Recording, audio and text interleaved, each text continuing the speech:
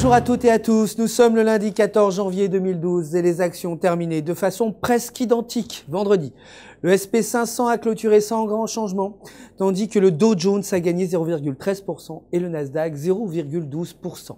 Le Dow Jones reste fortement haussier, se trouve proche de sa résistance à 13 430 points. S'il brise ce niveau, il pourrait atteindre son record de l'année à 13 500. S'il chute en dessous de 13 320, il pourrait alors retracer à 13 150. Le dollar américain s'est affaibli face à la plupart des devises principales alors que la demande d'actifs à plus haut rendement s'est renforcée après une croissance plus forte que prévue en Chine. Le CPI en Chine a en effet atteint 2,5% contre des prévisions à seulement 2,3%, renforçant le sentiment haussier. L'or a chuté de 0,7%, clôturant à 1662,65 $ l'once. Il a perdu plus de 20 $ dans la séance de trading. Le pétrole brut a terminé sans changement à 93,80 $ le baril après avoir testé son support à 92,65 $.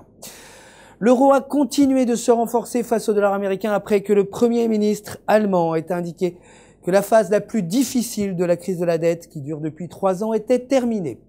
La paire euro-US dollar a dépassé la résistance 1,33 et se déplace vers 1,35.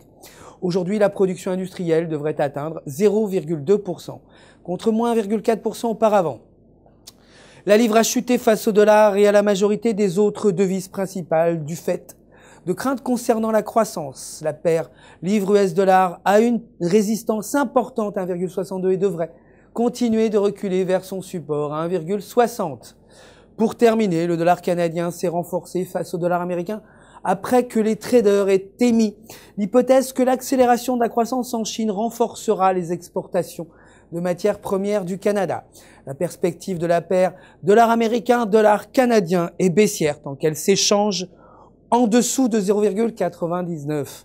C'est la fin du flash. Merci d'avoir suivi. Je vous retrouve demain pour un nouveau point sur les marchés des devises. En attendant, je vous souhaite d'excellents trades en compagnie, bien sûr, de www.ufxmarkets.com.